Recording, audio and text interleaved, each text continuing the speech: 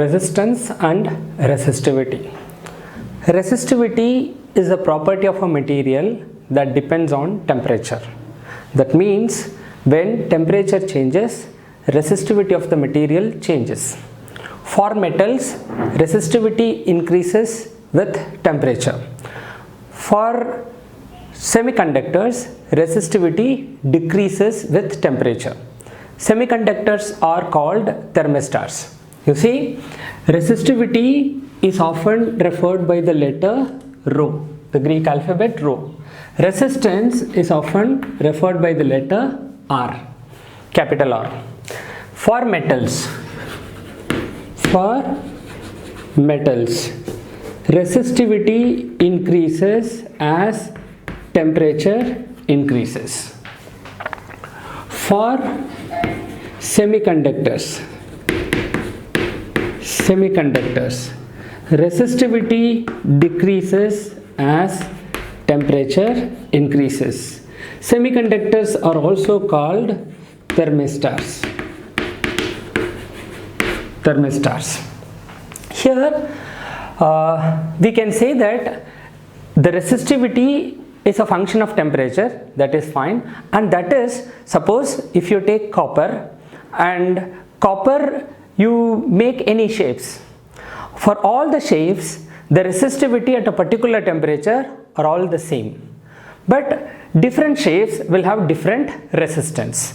For example, you are having a copper wire of length L, radius R. The cross section radius is R and its length is L. We have already proved in the previous video that resistance is equal to resistivity into length by area. And here it's a circular cross section, then the radius is R, this area can be written as pi R square. Suppose you are having another copper wire of twice the length, and this length is 2L. Resistance of this wire, the first wire let it be R1, second wire let it be R2.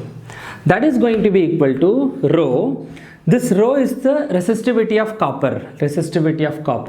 At the same temperature, resistivity of this material is also rho c. This material will also be the same.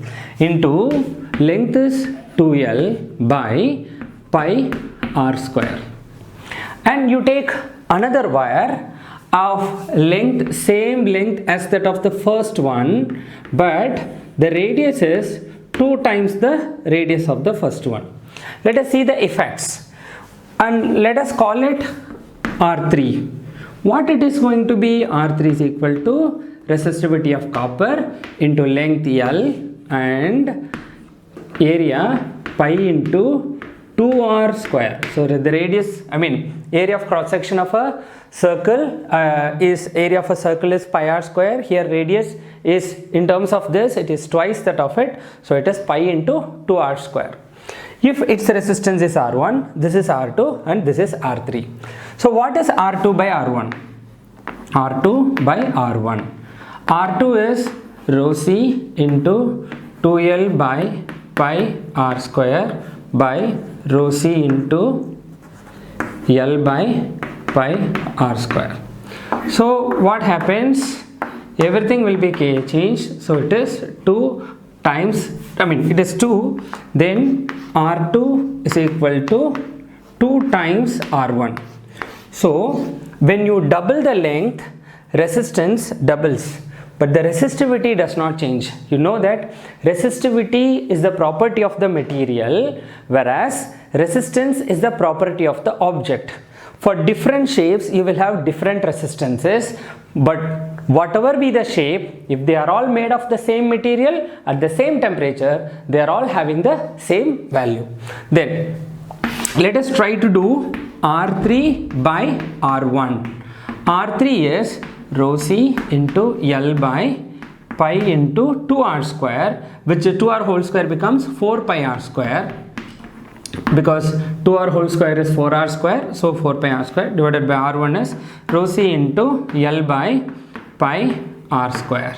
L and L, rho C, r square, pi. You are able to cancel this because all are made of copper. All are made of copper. The difference between this and this is length is doubled. Difference between first and the third is radius is doubled. So then the resistance here, and this is actually everything cancel, it is going to be 1 by 4. Then R3 is equal to R1 by 4. You see, resistance decreases when the area of cross section increases. When you double the area, because we know that resistance is equal to rho into L by A. When you double the length, resistance becomes doubled. When you double the area, resistance becomes half. But when you double the radius, resistance becomes 1/4, because area is proportional to square of the radius, and hence when you double the radius, area becomes 4 times, and hence resistance is reduced to 1/4 of it. So when you double the length of the wire, same material, area of cross section you are not changing. When you double the length, resistance becomes 2 times. 2 times. When you double the radius of the cross section, when you double the radius, area becomes 4 times, and hence resistance becomes 1/4 of it. So this is something that you need to understand. In the subsequent videos, we will try to find out the resistance of different shapes like spherical shell, and then kind of cylindric hollow cylinder, and variable cross section. All those things you'll try to do that, and kindly watch and be thorough of it.